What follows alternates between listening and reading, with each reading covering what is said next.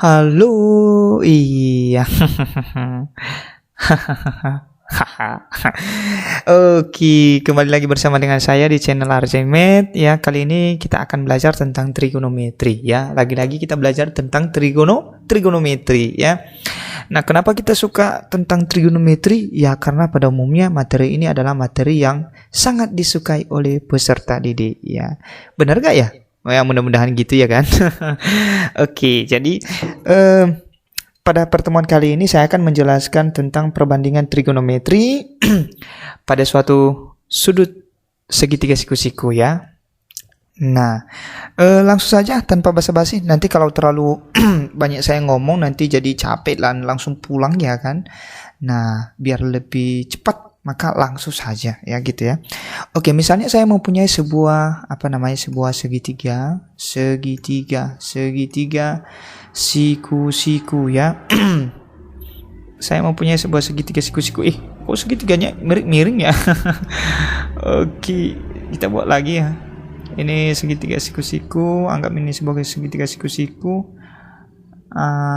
Ini misalnya nama sudutnya adalah ini A, ini B, kemudian ini C gitu ya.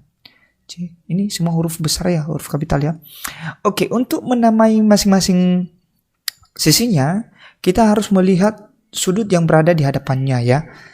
Sudut yang berada di hadapan sisi yang berada di hadapan sudut A ini adalah kita namai dengan sisi A, tetapi huruf kecil itu A gitu ya kan. Kan kebetulan sisi yang berada di hadapan sudut A ini kan gitu. Gitu ya. Oke. Begitu juga seterusnya. Nah, karena kebetulan sisi ini berada di hadapan sudut B, maka ini kita namai dengan huruf B ya gitu, huruf B. Huruf B tapi warnanya masih putih gitu ya. Sebenarnya terserah sih. Nah, begitu juga dengan sisi ini. Nah, ini namanya sisi C gitu. Jadi sudah kita namai semua sisinya, begitu pula dengan sudutnya gitu ya. Oke. Nah, misalkan di sini ada saya namai sebuah sudut, namanya adalah sudut alfa derajat. Maka untuk menentukan keenam perbandingan trigonometri sudut alfa dapat didefinisikan sebagai berikut ya. Nah, yang pertama adalah untuk menentukan rumus sinus alfa ya, sinus alfa. Oke, sinus alfa. Rumusnya adalah ini bagusnya jangan warna ini dong, karena sepertinya terlalu cerah gitu. Oke, kita ulang ya. Nah, untuk yang pertama itu adalah sinus alfa derajat. Nah, gitu ya. Nah, rumus untuk menentukan sinus alfa, rumusnya adalah sisi di hadapan sudut alfa ya. Sisi di hadapan sudut alfa. Sisi di hadapan berarti kita bisa membuat dia depannya. Depan alfa, depan sudut ya, depan sudut. Nah, depan sudut per hipotenusa ya. Hipotenusa. Ada nggak namanya hipo di situ? Pasti ada ya. Tapi mudah-mudahan bagi yang sedang mendengarkan channel ini nggak ada yang namanya hipo ya. Oke. Hipotenusa ya.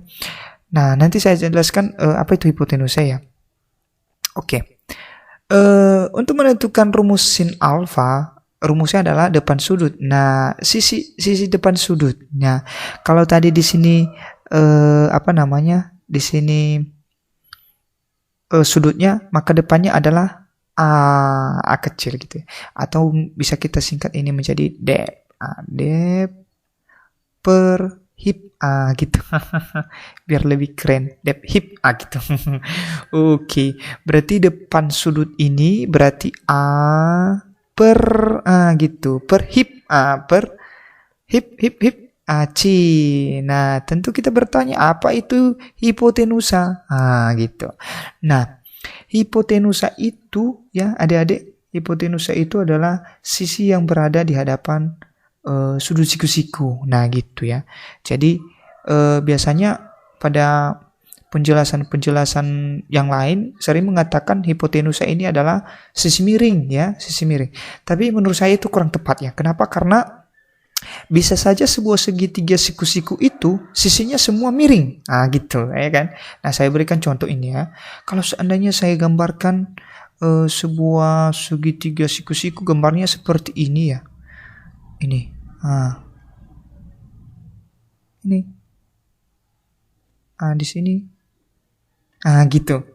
Nah, kalau kita perhatikan ini kan berarti semua sisinya miring kan? Nah, jadi bingung kita yang mana sisi miring di sini? Apakah ini misalnya saya namanya? Apakah sisi A atau sisi B ataukah sisi C?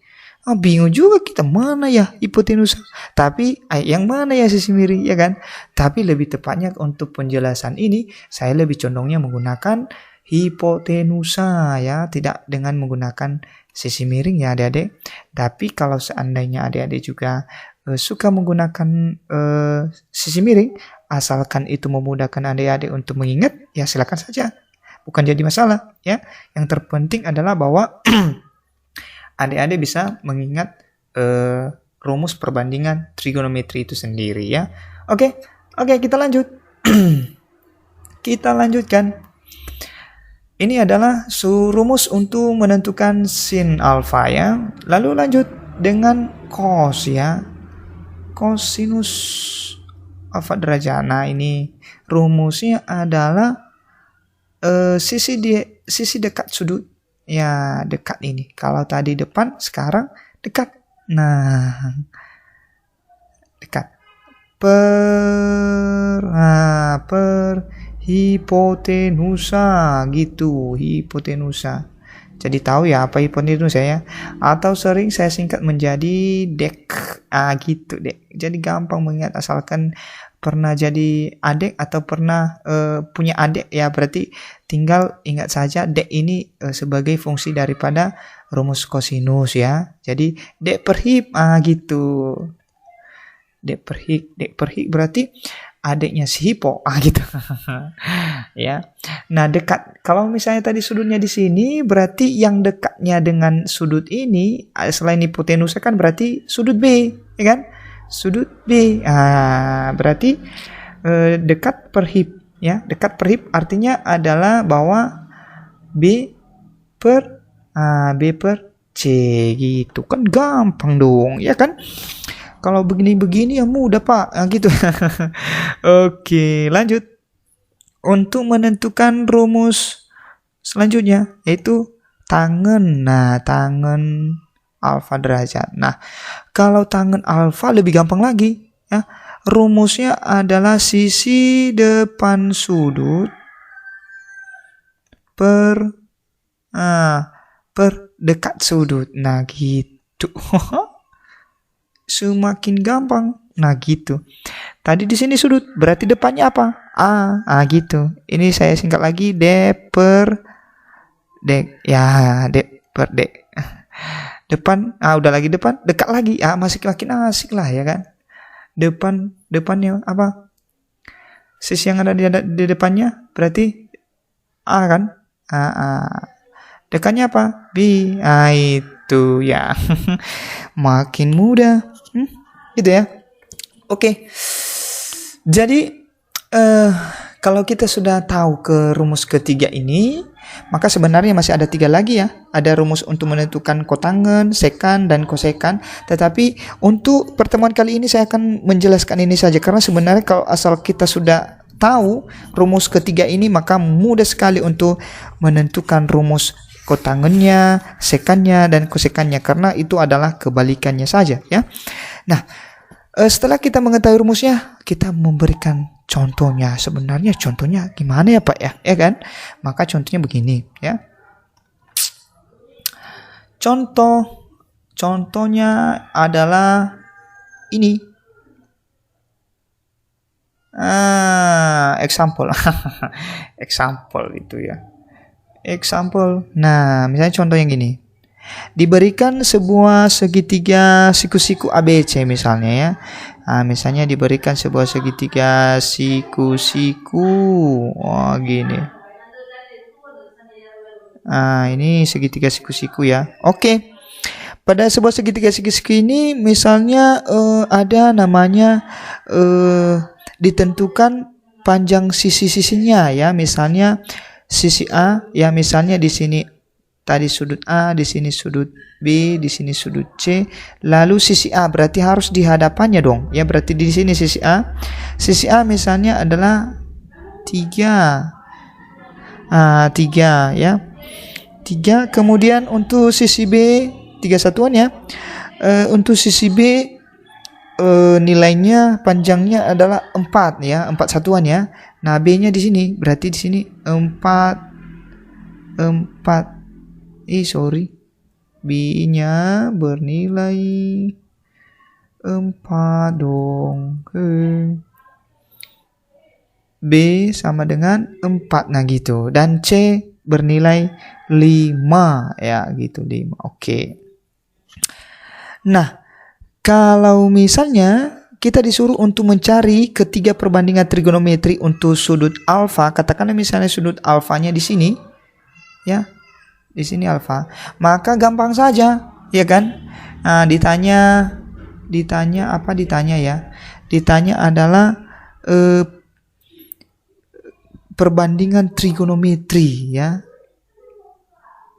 perbandingan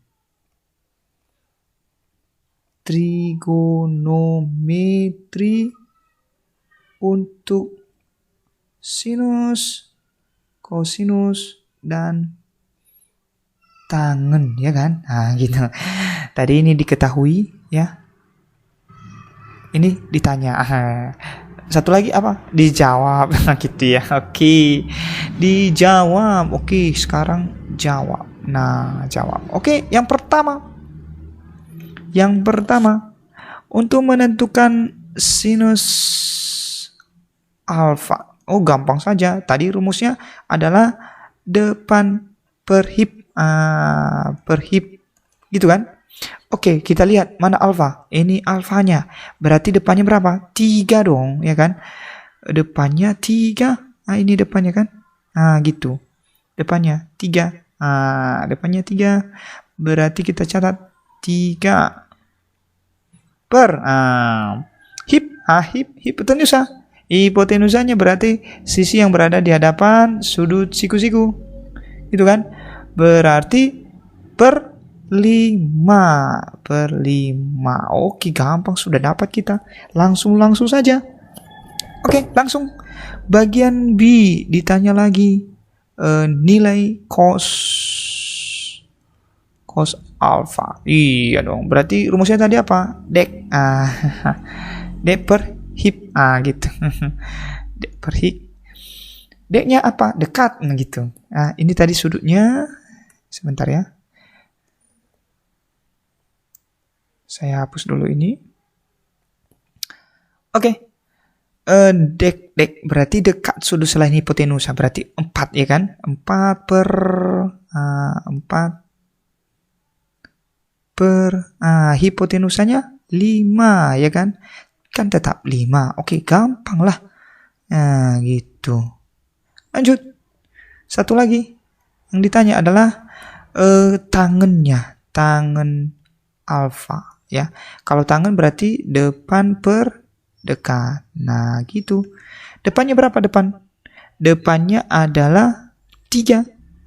Gitu. 3 per dekat. Dekatnya 4 gitu. Dapat, ya kan? Oke.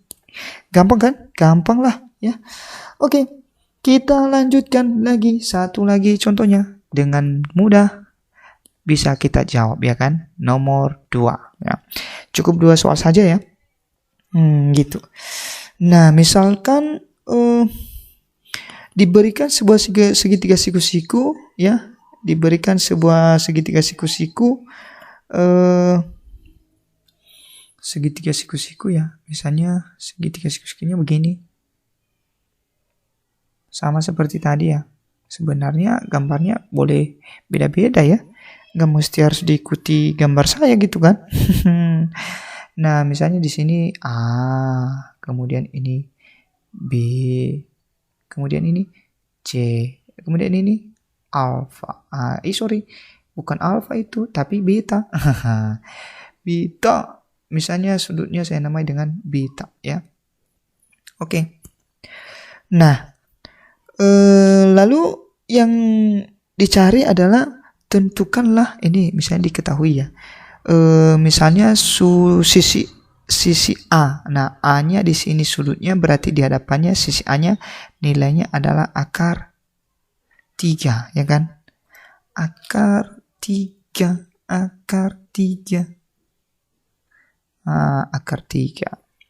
Kemudian sisi B-nya bernilai 1, ya kan? Sisi B bernilai 1. Gitu. Lalu yang ditanya adalah tentukan, ditanya ini tadi diketahui, ini ditanya, ya kan? Tentukanlah nilai sin beta, gitu ya kan? Tentukanlah nilai sin beta. Oke. Jawab. Nah, rumus untuk menentukan sin beta adalah sisi depan sudut per hip. Nah, kalau kita perhatikan di sini depannya sudah ada nilainya 1. Ya kan, di sini kan sudut. Ya, ini kan sudutnya. Depannya adalah bernilai 1. Tapi nilai hipotenusanya kita belum dapat. Nah, bagaimana dengan itu? Maka kita harus cari dulu berapa nilai hipotenusanya. Nah, misalnya saya namai garis hipotenusanya adalah tadi sebagai sisi C, ya kan? Ini C. Maka kita cari nilai C-nya. Bagaimana cara mencarinya? Ingat lagi dalil Pitagoras. Gitu, dalil Pitagoras. Rumusnya kalau ditanya hipotenusanya berarti adalah jumlah kuadrat daripada hipotenusanya ini sama dengan jumlah kuadrat sisi-sisi lainnya. Jadi, ya kan?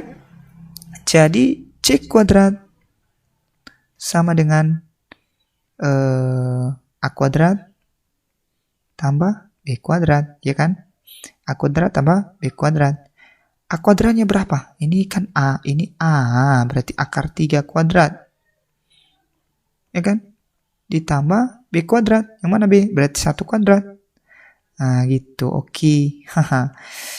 Akar 3 dikuadratkan itu sama artinya 3. Karena semuanya akar 3 dikuadratkan akar 9. Akar 9 kan 3. Tambah 1 kuadrat berarti 1. Berarti ini menjadi 4, ya kan? Nah, ini kan masih C kuadrat. Berarti C sama dengan akar 4. Berarti C bernilai 2, ya kan? Dapat kita nilai C-nya. Kita hapus dulu ini. Ini C-nya kita hapus. Kita ganti menjadi 2, ya. Kita berikan warna yang unik, ya. Ya, warna karena itu yang kita cari tadi, 2. Oke. Nah, katanya sin betanya berapa? Sin beta. Maka gampang saja. Sudah tahu kita nilai sisi-sisinya dan juga termasuk nilai hipotenusanya. Maka sin beta sama dengan dep per hip. Gitu. Dep per hip, ya kan? Depnya berapa? Depannya, depan sudutnya. Mana depan sudut? Mana depan sudut? Ini depan sudutnya adalah 1, ya kan? Depan sudutnya adalah 1. Nah, hipotenusanya berapa? 2. Gitu, 2 ya. 2. Oke, kenapa nggak terhapus? 2. Nah, gitu. Jadi sin beta sama dengan setengah, gitu. Oke, gampang kan? Gampang lah, ya. Jadi itulah adik-adik bagaimana cara menentukan perbandingan trigonometri suatu sudut pada segitiga siku-siku. Tinggal ingat saja rumus yang telah saya berikan ini, yaitu baik untuk sinus, kosinus maupun untuk tangen. Kalau dia sin berarti dep per hip, depannya per hipotenusanya, ya kan? Nah, yang hip ini berlaku untuk cos dan sinus. Sementara untuk tangan tidak lagi berlaku, ya. Kira-kira begitu adik-adik, ya. Jadi untuk pertemuan ini semoga bermanfaat, semoga dapat menambah ilmu pengetahuan adik-adik khusus untuk materi trigonometri ya. Jadi untuk materi selanjutnya, kalau misalnya ada yang pengen lagi ingin ditahu tentang trigonometri ini, boleh dijawab melalui kolom komentar atau disampaikan melalui kolom komentar ya.